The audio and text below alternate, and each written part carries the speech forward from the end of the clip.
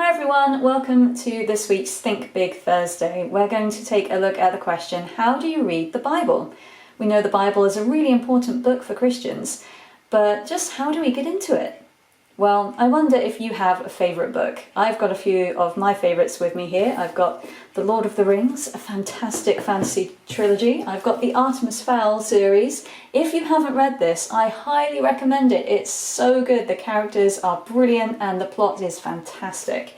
And then my most favourite book, The Name of the Wind. Now, I must have read this about 6 times and I could probably quite happily sit down and start reading it again right now. I love it, it's absolutely amazing. So a good book can really pull us in. We can read it over and over, whether it's the characters or the plots, the story or the setting, or even right down to the very words that the authors use. A good book can transport us to a completely different place, and a really good book can be really important to us for the rest of our lives. Now, as I said before, the Bible is a really important book to Christians all over the world. So let's have a look at the Bible and see how to read it, where to start, any good tips, and some facts about the Bible as well to help you get to know it a little bit better. Okay, let's have a look at some Bible facts to get to know the Bible a little bit better. First of all, the Bible contains 66 different books. That's right, it's not just one book, it's lots of books altogether. And it was written by around 40 different authors. Some of those people were scribes or prophets or kings. Some of them were priests in the temple.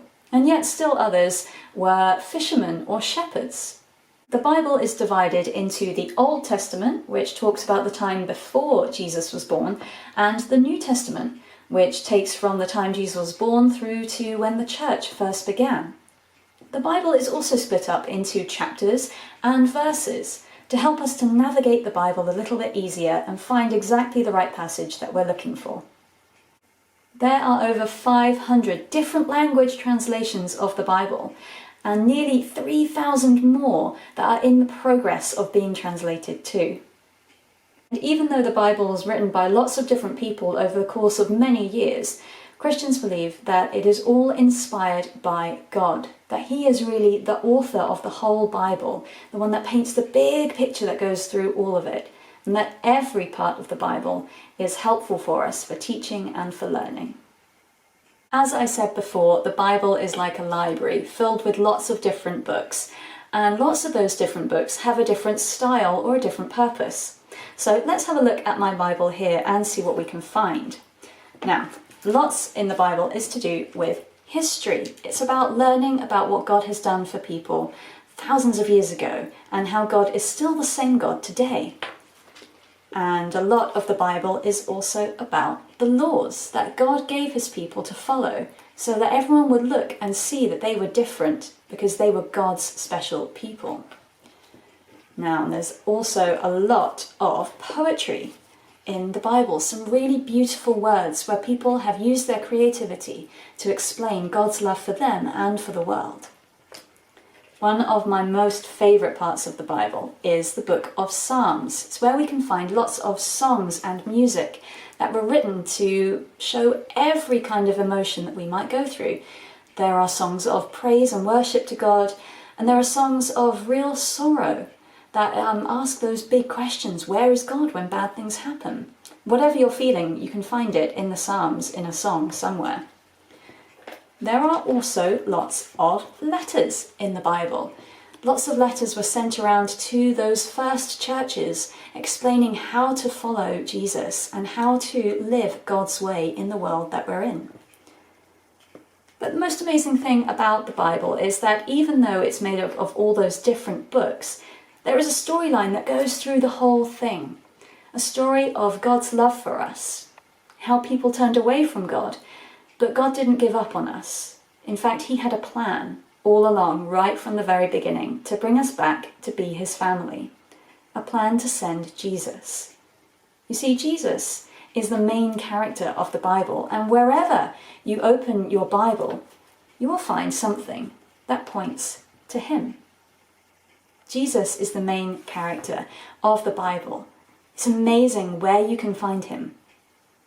So the first way that you can get into reading the Bible is to begin at the beginning and make your way through to the end, just like you would with any other normal kind of book. Now, this is a really good way to see that big storyline throughout the whole of the Bible, and there are some really exciting and familiar stories in the first couple of books. However, most people tend to struggle when they get a little bit further in, especially when we reach a lot of the laws and the history. It can be a little bit harder to understand. Now, that doesn't mean you shouldn't read it from start to finish. It's just not the easiest way. It's a really good way to get through the whole Bible though, so if you want to do that, go for it. If not, try some of these other methods as well. If reading from start to finish sounds a little bit daunting for you, maybe you could try finding a Bible reading plan. It splits up the Bible into easier bite-sized chunks, taking a bit from one passage and then a bit from another, maybe starting with something from the Old Testament and then moving forward into something from the New Testament. So you get a little bit more variety each day. Or you might like to set yourself a Bible time, where you pick any book of the Bible and you just read in small chunks, maybe for 10 minutes a day, maybe 15 minutes a day, maybe even just 5 minutes a day. This is something I did as a teenager. I challenged myself to read the Bible for 15 minutes every day because I knew that that was a good way to read the whole Bible in a year. And I really wanted to get that whole big picture. Maybe that's a challenge you can set for yourself as well. Be patient, take it in small chunks, just a little bit every day. Now, the Bible can feel really overwhelming and confusing at times, so why not just start with one book at a time?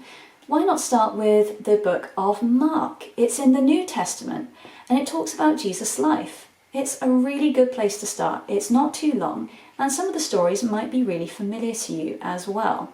So don't worry if this big book looks really daunting.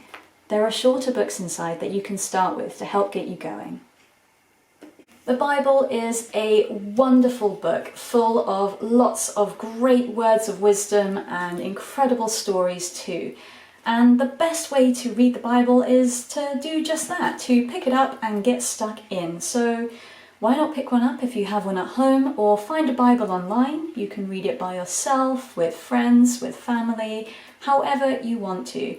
Find a way that works best for you, and hopefully you'll find lots of wonderful treasures within. Now, if you do pick up the Bible, I challenge you to see if you can find any of the stories that the ICE team might have used. Try starting with the book of Mark and see if you can find any stories that you might remember from our assemblies or from our lunch clubs. Have a look, see what you can find, and get stuck into the Bible.